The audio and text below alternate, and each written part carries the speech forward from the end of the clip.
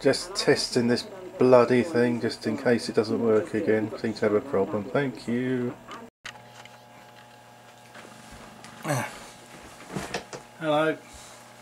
Today I may be the first person in the world who actually admits to not being enlightened, but I'm going to talk about enlightenment. This is because for the last 10 years or more I've been looking for it. I've been to lots of teachers, I've been given practices, and until I saw Sage Amrit on YouTube I didn't understand what it was.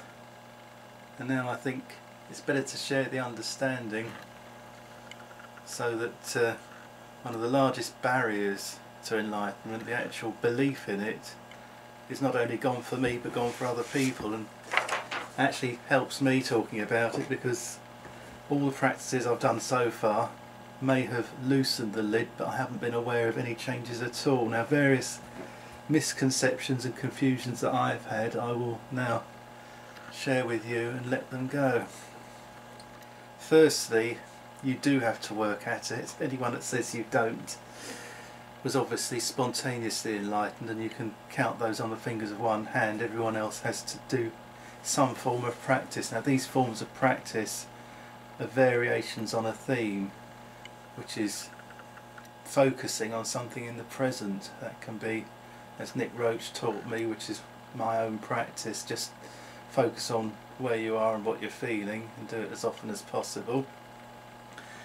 Tony Parsons says you can spend a little time focusing on a single sense, so you can close your eyes and focus on how you're feeling or what you're listening to for a few minutes and see what happens, merge into it, or what you're looking at.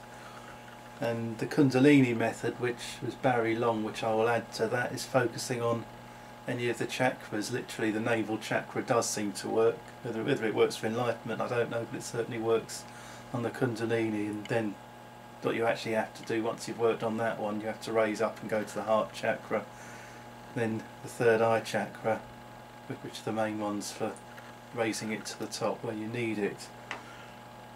The next thing that I was confused about is whether you suddenly become enlightened, as some describe. You know, you're sitting in a lecture and poof, oh, suddenly I'm enlightened. I was perfectly normal before and I'm enlightened. It does happen, but most of us notice a little stage, then it goes away, and a little more, and that's the usual thing. So you ought to see improvements along the road, and I think once you've seen first improvement, you're more than halfway there, because you've got something to hold on to, because you're talking from personal experience, and you don't need to believe me anymore or believe Amrit or anyone else. You've gone with your own experience, and that's the only one that really counts.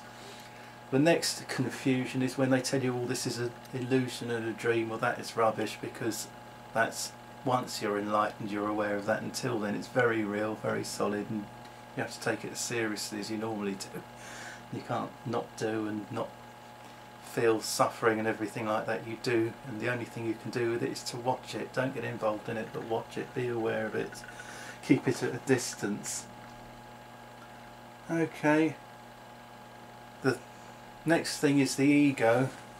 The ego is the bit of you that has the separate identity. The separate identity is I am this, I am that, and it's the I am that actually wants importance. Now, if you want to spot your ego, anyone doing teaching, if you're just teaching because you're conveying information, then that's fine. If you're conveying teaching and say, well, I'm doing this because I want to be famous and big and a great teacher and everything, well, that's the ego speaking. So you found your ego, and that is what you have to, well, transcend really. You just have to get on with it and not treat that as if it's real, because that's what goes. That's the thing that starts to go once it's all gone.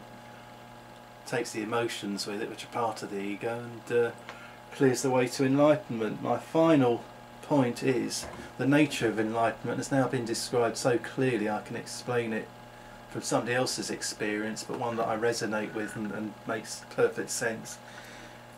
You clear the ego, so there is no longer, firstly, any separation between you and everything else, and secondly, there is no identity left of you. So you are not a person, you're not anything there. I can quite easily illustrate this to you by the fact that I'm sitting here looking at a camera. Now the only thing I see is a room with a camera in it. There's no me here. All there is the awareness, which contains the whole room with the camera.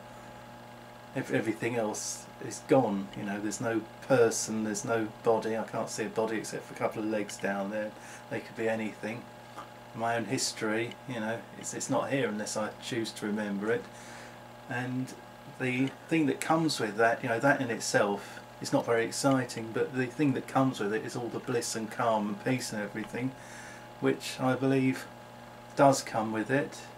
Certainly the peace and calm, otherwise nobody would spend their lives working to be enlightened. And the final point is that it doesn't matter what sort of state your life is in before you start your practice.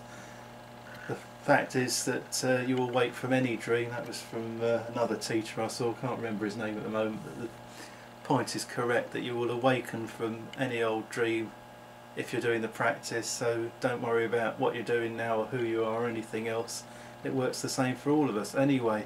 I hope that will be useful to some people, and it worked for me, so goodbye.